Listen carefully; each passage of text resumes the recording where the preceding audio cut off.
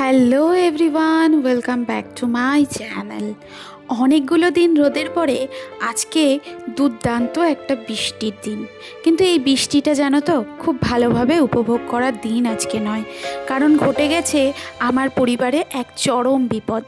হঠাৎ করেই সকালবেলা ফোন আসে ওই 11টা সাড়ে 11টার দিকে, মায়ের ফোন যে সর্বনাশ হয়ে গেছে। কি সর্বনাশ? না, দাদার দোকানে চুরি হয়ে গেছে। তৎক্ষণাৎ তাড়াহুড়ো করে সমস্ত কিছুটা হাতের কাছে যতটুকু গুছিয়ে নিতে পেরেছি গুছিয়ে নিয়ে চলে এসেছি দাদার দোকানে। আমাদের এখানে দীর্ঘদিনের দোকান এবং আমাদের এখানে প্রায় 3টে স্টোর আছে, আরেকটাও রয়েছে, সেটা শুধুমাত্র হচ্ছে সার্ভিসিংয়ের জন্য। তো তার মধ্যেই একটা স্টোরের দোকান থেকে সমস্ত জিনিস যেগুলো ইম্পর্টেন্ট, কি বলবো, যেগুলো ভ্যালুয়েবল প্রোডাক্টগুলো ছিল, অর্থাৎ যেগুলো দামি দামি মোবাইল, যেগুলো 1.5 লাখ 2 লাখ টাকার মোবাইল যেখানে রাখা ছিল, সেখানে লকারটা খুলে তারা সমস্ত কিছু নিয়েছে। এবং যেগুলো স্মার্টফোন, সেই ফোনগুলো বাক্স থেকে বের করে করে তারা নিয়ে গেছে। তোমরা তো দেখতেই পাচ্ছ, প্রচুর লোকজন এসছে, যত দোকানদার ছিল সবাই এসছে।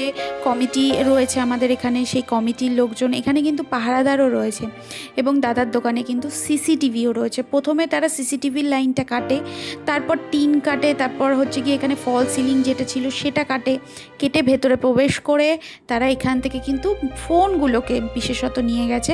চার্জার কিচ্ছু নেয়নি, ফোনগুলো নিয়ে গেছে। এটা দাদার আরেকটা স্টোর। তো দেখো, দাদার দীর্ঘদিনের ব্যবসা, রক্ত জল করা। এখানে কিন্তু যখন দাদার একদম ছোট্ট স্টোর ছিল, আমি অনেক বছর আগেকার কথা বলছি, আমাদের 3 জনের পরিশ্রম রয়েছে এই দোকানের মধ্যে। আমার, মায়ের, দাদার, বহু ছোটোবেলা থেকে দাদা ব্যবসা করছে। তো বুঝতেই পারছো কীরকম ইমোশান শোনার পরে কী অনুভূতি হতে পারে। এমনিতেই তোমরা জানো যে রেলের যে জমি, তারা রেলের জমিগুলো হকারদের উচ্ছেদ করে সেখান থেকে নেওয়া হচ্ছে। এরই মাঝে আমারও কিছু কথা বলার আছে, জানো তো, অনেক কিছু বলার আছে, কিন্তু সব সময় মনে হয় না সময়টা সঠিক। কিন্তু দাদার এই যে চুরি যাওয়ার সমস্ত কিছু একটা নিউজ চ্যানেল কভার করে এবং পোস্ট করে, সেখানে অনেক মানুষকে দেখছি যে রেলের জমি। তো অনেকেই বলছে যে রেলের জমি, আসলে কি যারা বলছে তারা রেল বিষয়ে কতটা ওয়াকিবহল আমি জানি না। কারণ রেল যেমন আমাদের, রেল সবার, প্রত্যেকের রেলের প্রপার্টিটা, কিন্তু রেলের প্রপার্টি কি সরকারি থাকছে? রেলের প্রপার্টি তো অ্যাকচুয়ালি সেল হয়ে গেছে এবং বিভিন্ন জিনিস অলরেডি সোল্ড আউট, সেটা প্রাইভেট হয়ে গেছে বিভিন্ন বড় বড় কোম্পানির কাছে। এবং রেল যখন সৃষ্টি হয়েছিল, ব্রিটিশ আমলে, তখন কিন্তু কৃষকদের থেকে ছিনিয়ে নিয়ে জমি জোর জবরদস্তি তখন কিন্তু তৈরি হয়েছিল এই রেলপথ। পরবর্তী সময়ে যখন সরকার আসে, প্রথম সরকার ব্রিটিশ আমলের পরে রেলপথ আরও সম্প্রসারণ করে, তখনও কিন্তু এইসব সমস্ত চাষের জমি এবং ফাঁকা বনাঞ্চল কেটেই কিন্তু তৈরি হয়েছিল। এবং এখানে যাদের বসতবাড়ি, ভিটে বাড়ি পড়েছিল, তাদেরকেই কিন্তু বলা হয়েছিল এখানে দোকানের ব্যবস্থা করে দিতে।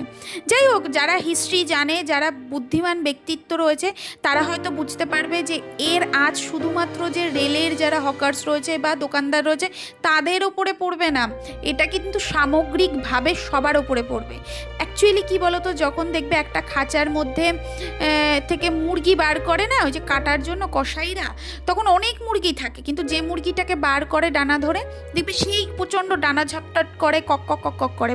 বাকিরা যারা থাকে তারা কিন্তু দানা খেতে থাকে, তারা ভাবে ওকে ধরেছে, আমাদের ধরবে না। কিন্তু পরবর্তী যে ওদের টার্নিং আসছে, সেটা তারা বুঝতে পারে না। তো যাই হোক, একটা খারাপ সময় চলছে পরিবারের ওপর থেকে।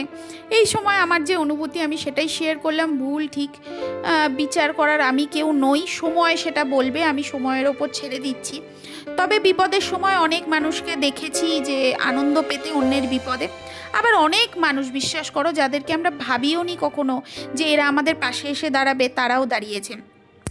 তো এখানে পার্টি পলিটিক্স এইসব কিচ্ছু নয়, এই ভিডিওর মাধ্যমে আমি সেভাবে কিছুই বলছি না। তবে হ্যাঁ, বর্তমান সরকারের যারা রয়েছে, পলিটিক্সের এখানে যারা রয়েছে, তারাও কিন্তু সাহায্যের হাত বাড়িয়ে দিয়েছে, এটা স্বীকার করতে হবে।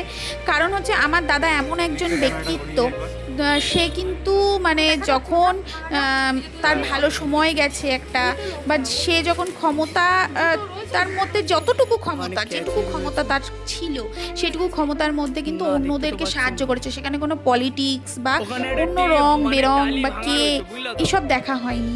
তাই জন্যই আজকে কিন্তু সমস্ত মানুষেরা এক বাক্যে বলছে না, শুভ পরোপকারী এবং নিজের যোগ্যতায় সে এই জায়গাটায় উঠে দাঁড়িয়েছে। কিন্তু কি বলতো, একটা বিপদ ঘটে যায় যখন চোর চুরি করছে, এখানে তো মানে কাউকে দোষারোপ করারও কিছু নেই, কাউকে কিছু বলারও নেই। তবে খুব একটা বিপদের মধ্যে দিয়ে আমরা যাচ্ছি, কারণ হচ্ছে আমাদের 3টে স্টোর মোটামুটি রেলের যে হকার্সের জায়গা রয়েছে সে তার মধ্যেই পড়ছে, স্টেশনে নয়, স্টেশনের নিচে। তো সেক্ষেত্রে আমাদের এই দোকান তুলে দিতে হবে, এবং আমাদের বাড়িও যে জমিটার মধ্যে রয়েছে সেটারও একটা শুনছি খবর। যাই হোক, একটা খারাপ পরিস্থিতির মধ্যে রয়েছে, সবাই পাশে থেকো, সাথে থেকো, পরবর্তী